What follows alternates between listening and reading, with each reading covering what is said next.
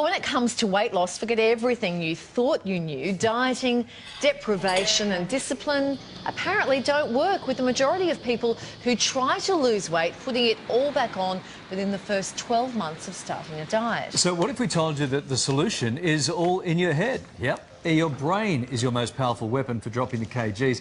It's a concept called NeuroSlimming, where we can think ourselves thin. For more, we're joined by brain specialist Dr. Halina Popovic, live from the Gold Coast. Helena, good morning to you. Good morning, Larry. Help us understand this. How does the brain affect our weight? Well, the brain is our control centre. It regulates our metabolism, our hunger, hormones, food choices. So that's where we need to start. And the first thing to understand about the brain is that it seeks pleasure. For all our sophistication as a species, we are wired for reward. So any goal that doesn't activate the pleasure centres, the reward centres in the brain, doesn't lead to long-term success. And that means the first step is to give yourself a powerful, compelling, emotional, not just rational, pleasure-giving reason for shedding the excess body fat. Like what? What do you mean? Like what? Like? Well, it's about what you're going to gain, not what you're going to lose. You know, forget about what you're going to do. Don't focus on that until you give yourself an irresistible reason for wanting to change your body. Like, I will fit into those jeans? Yes. Okay. Talk about what you will gain rather than what you will lose. Okay. Okay. Now, you're not a fan of the term loss, obviously, when it comes to losing weight. No. Can you explain why that word might not help us shed the kilos? Because a lot of us turn to that word, that motivation. That's right, and we've underestimated the power of language on the brain. See, in most contexts, the word loss is associated with pain. Nobody wants to lose a loved one, lose money, lose their job. And in the same way, we subconsciously resist losing weight. So that's why people find that they self-sabotage. They have every good intention, but somehow they get railroaded.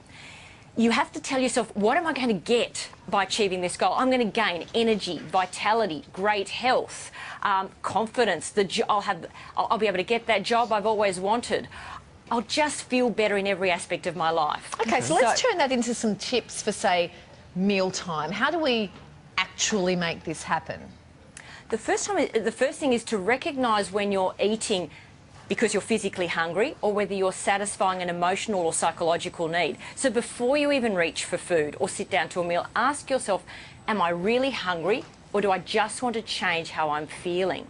And then pause and see if you get that feeling that it's physical or emotional. Because so often people are eating because they're sad, angry, bored, lonely, stressed, depressed, in love, out of love, or just out of habit. And we need to give ourselves that time and recognise what's going on for us and what am I really reaching for. Now, unfortunately, some people have dieted so much they're out of touch with their hunger and they don't even recognise it. If you keep asking yourself the question, you will retrain your brain to give you stronger signals so that you recognise this is reaching for nutrients. Yeah, another interesting thing that you recommend is being thankful. Is that really enough to help you lose weight? Thankfulness, that gratitude feeling can actually change the brain. A great thing to do before you go to bed every night is run through every part of your body and thank it for what it does for you. A lot of people don't love their bodies and it's a big jump to make. So if you just respect your body and say, look, I thank my toes for carrying me around all day, I thank my legs for helping me run, my tummy for digesting my food, you go through every part of the body.